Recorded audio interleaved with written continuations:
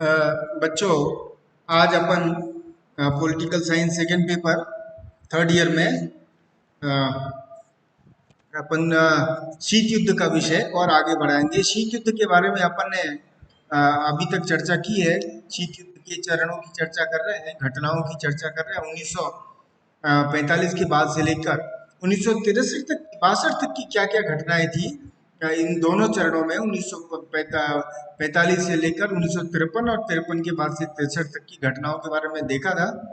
अब जो तीसरा चरण है वो 1963 से आ, वो 1979 तक का है ना, ये चरण। अब ये चरण जो है, ध्यान रहे, शीत युद्ध का चरण था, तनाव था, लेकिन इस चरण में दितांत की प्रक्रिया भी शुरू हो गई थी, सक्रियता से शुरू हो गई थी। यानी दितांत यानी कि दोनों पक्षों के बीच में बातचीत, तनाव कम करने की बातचीत, तनाव कम करके शीत युद्ध की विभीषिका को कम करने की बातचीत, यानी तनावों में शिथिलता का दौर, ये भी शुरू हो गया था। तो ये चरण जो है उसमें बातचीत हुई और कुछ समझौते भी हुए। एक एक करके अपन देखेंगे इसके बारे में क्या क्या हुआ। सबसे पहली घटना, बड़ी घटना जो है वो होती है 1963 में आंशिक परमाणु परीक्षण निषेध संधि, पीटीबीटी। आंशिक परमाणु परीक्षण निषेध संधि जो है वो एक बड़ी संधि थी उस समय। कैनेडी ने कहा भी था उस समय तत्कालीन राष्ट्रपति अमेरिका के कि ये एक निर्णायक कदम साबित हो सकता है शीत युद्ध के समापन में, शीत युद्ध के तनाव को कम करने में। और इसलिए जो पीटीबीटी, पार्शियल टेस्ट बैन ट्रीटी, आंशिक परमाणु परीक्षण निषेध संधि 1963 की, ये बहुत बड़ी संधि थी। परमाणु युग के आगमन के बाद परमाणु परीक्षणों पर रोक लगाने की आंशिक रूप से ही सही ये पहली संधि थी, पहली मल्टीलेटरल संधि थी जिसमें परमाणु परीक्षणों पर एक थोड़ी बहुत मतलब आंशिक रूप से रोक लगाने की सहमति बनी, पार्शियल टेस्ट बैन ट्रीटी। और ये एक बड़ा ये था, कदम था, क्योंकि परमाणु विभीषिका 1945 में अमेरिका के द्वारा, फिर 1953 में सोवियत संघ के द्वारा, फिर ब्रिटेन फ्रांस के द्वारा। तो ये जो है परमाणु होड़ को रोकने की दिशा में एक बड़ा कदम था। इसके बाद जो संधि थी वो हॉटलाइन समझौता। हॉटलाइन क्या होता है? सीधा संपर्क, सीधा टेलीफोनिक संपर्क स्थापित किया गया दोनों महाशक्तियों के बीच में, राष्ट्राध्यक्षों के बीच में, अमेरिका और सोवियत संघ के बीच में।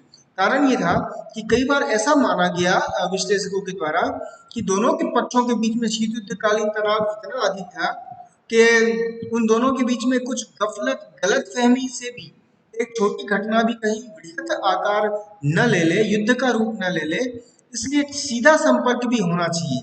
दोनों राष्ट्राध्यक्षों के बीच में सीधा संपर्क होना चाहिए, सीधी बातचीत होनी चाहिए। वो कैसे होगी? तो हॉटलाइन, यानी दोनों के बीच में सीधा टेलीफोन संपर्क स्थापित करने का समझौता 1963 में हुआ, जिससे कोई आकस्मिक रूप से किसी आकस्मिक घटना का, का रूप बृहद होकर युद्ध का रूप न ले ले, इसको रोकने के लिए ये हुआ। इसके बाद सबसे बड़ी घटना, जो कि दितांत का सबसे बड़ा उदाहरण है और इस कालखंड की, इस शीत युद्ध के इस चरण की सबसे बड़ी घटना जो थी वो थी 1968 की NPT, nuclear non proliferation treaty, यानी कि परमाणु अप्रसार संधि। परमाणु अप्रसार संधि ये अब तक की सबसे व्यापक निशस्त्रीकरण की संधि थी, परमाणु निशस्त्रीकरण की संधि थी। और इसके माध्यम से जितने भी परमाणु शक्तियां थी उस समय तक, चीन भी परमाणु परीक्षण करके परमाणु अस्त्र हासिल कर चुका था। यानी कि पूरी दुनिया में 5, जिनको P5 के नाम से भी जानते हैं, अमेरिका, सोवियत संघ, ब्रिटेन, फ्रांस और ब्रिटेन, फ्रांस और ये सोवियत संघ और ये चीन, ये तीनों ही, पांचों ही शक्तियां परमाणु शक्ति संपन्न हो चुकी थी। 1968 की जो एनपीटी परमाणु प्रसार संधि थी उसने एक निर्णायक कदम उठाया और ये बड़ी संधि थी।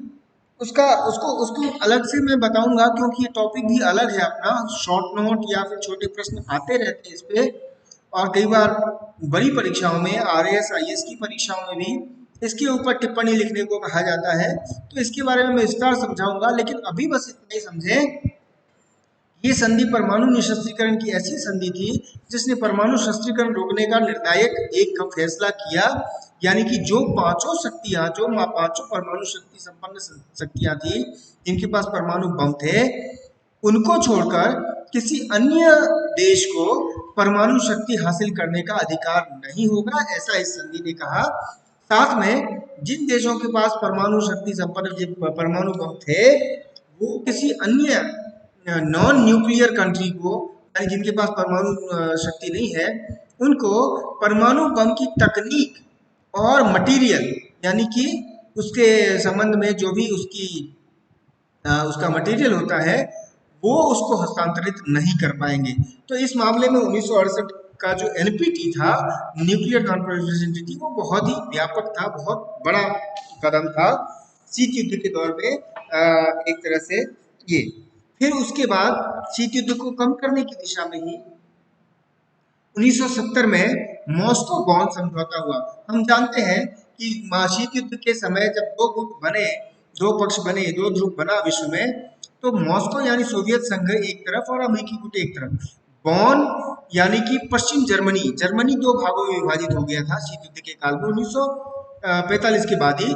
पश्चिम जर्मनी, पूर्वी जर्मनी। पश्चिम जर्मनी जो था वो पाश्चात्य प्रभाव, अमेरिका के प्रभाव वाला था, और पूर्वी जर्मनी सोवियत संघ के प्रभाव वाला था।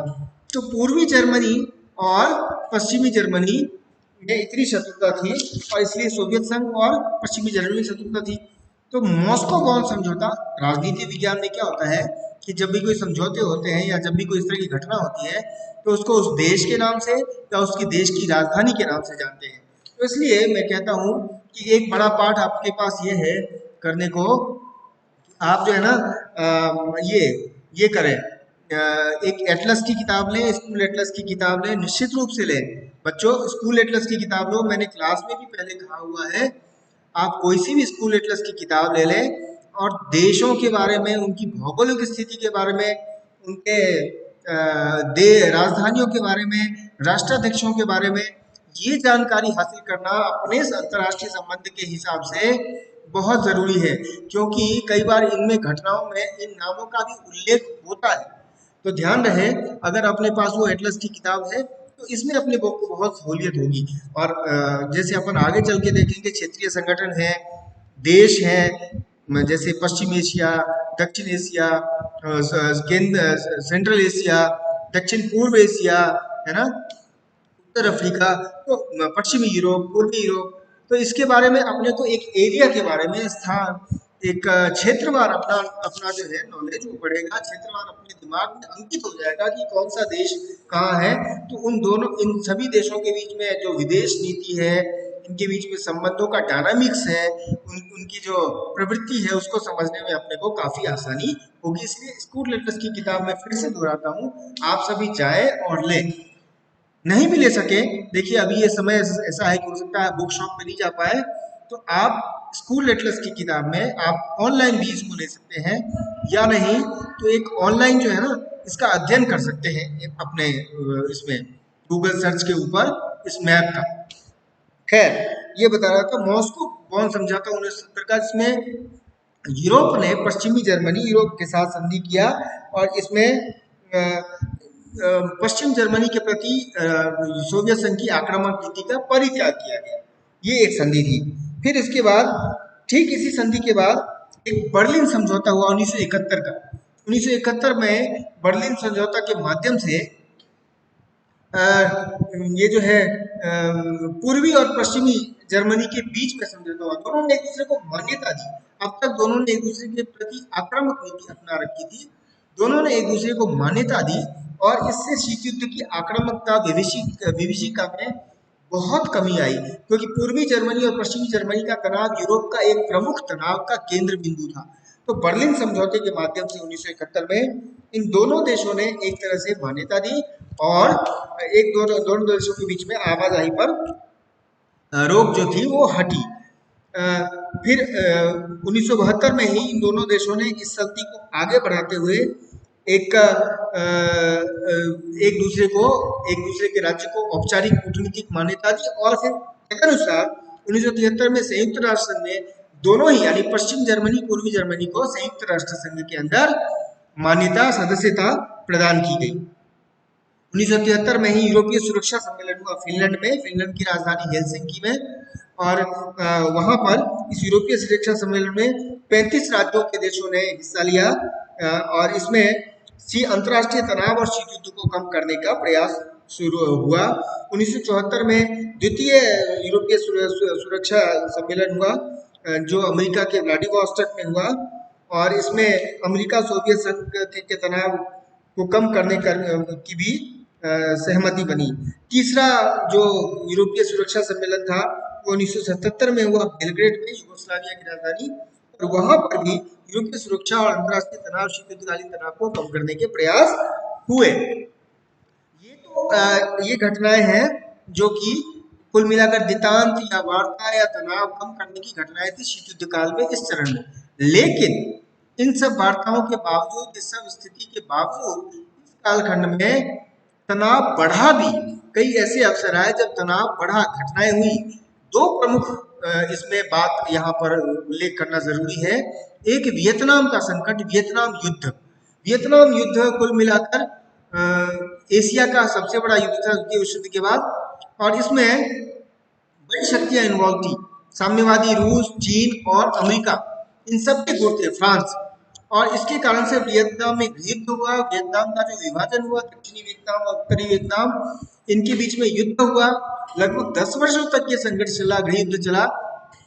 साम्यवादियों के नेता होची मिन्ह थे, होची मिन्ह, और उन्होंने अमेरिकी सेना का प्रतिकार किया। गुरिल्ला युद्ध हुआ। अमेरिकी सेना पहली बार एक्टिवली इन्वॉल्व हुई किसी युद्ध में द्वितीय युद्ध के बाद, और इसमें अंततः अमेरिका को वापस आना पड़ा। अमेरिका ने इसमें बहुत तरह के अत्याचार भी किए, ऐसा कहते हैं कि केमिकल वेपन का भी यूज किया, प्रतिबंधित था जो, और अंततः हालांकि साम्यवादियों की, हो ची मिन्ह की जीत हुई, अमेरिका को विड्रॉ करना पड़ा, वियतनाम समाप्त हुआ। तो एक बड़ा संकट ये था।